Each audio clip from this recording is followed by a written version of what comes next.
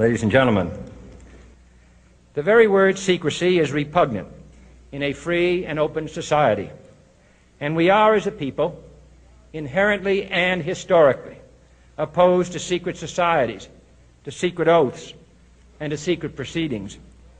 We decided long ago that the dangers of excessive and unwarranted concealment of pertinent facts far outweighed the dangers which are cited to justify it. Even today, there is little value in opposing the threat of a closed society by imitating its arbitrary restrictions.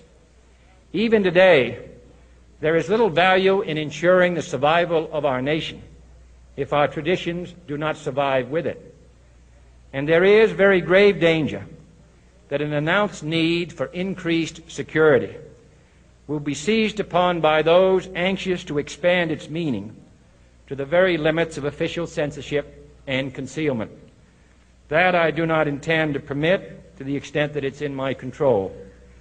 And no official of my administration, whether his rank is high or low, civilian or military, should interpret my words here tonight as an excuse to censor the news, to stifle dissent, to cover up our mistakes, or to withhold from the press and the public the facts they deserve to know.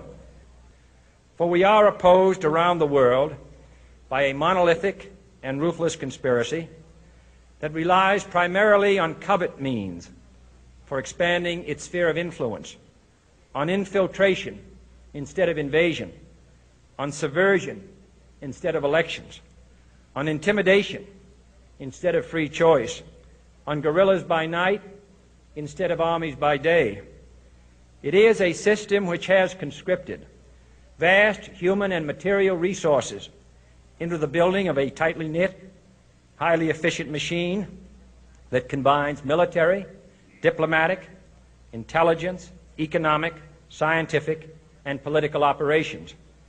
Its preparations are concealed, not published. Its mistakes are buried, not headlined.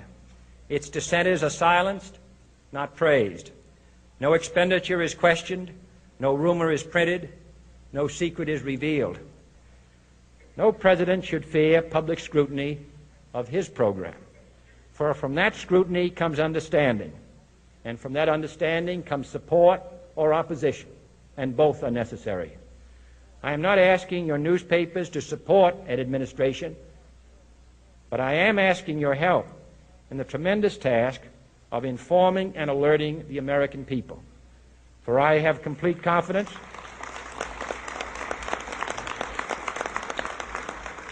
in the response and dedication of our citizens whenever they are fully informed.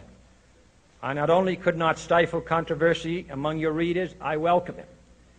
This administration intends to be candid about its errors. For as a wise man once said, an error doesn't become a mistake until you refuse to correct it. We intend to accept full responsibility for our errors, and we expect you to point them out when we miss them. Without debate, without criticism, no administration and no country can succeed, and no republic can survive.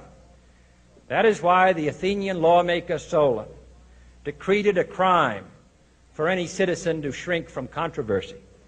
And that is why our press was protected by the First Amendment, the only business in America specifically protected by the Constitution, not primarily to amuse and entertain, not to emphasize the trivial and the sentimental, not to simply give the public what it wants, but to inform, to arouse, to reflect, to state our dangers and our opportunities, to indicate our crises and our choices, to lead, mold, educate, and sometimes even anger public opinion.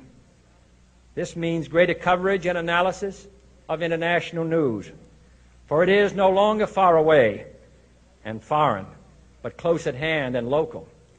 It means greater attention to improved understanding of the news, as well as improved transmission. And it means, finally, that government at all levels must meet its obligation to provide you with the fullest possible information outside the narrowest limits of national security. And so it is to the printing press, to the recorder of man's deeds, the keeper of his conscience, the courier of his news, that we look for strength and assistance, confident that with your help, man will be what he was born to be, free and independent.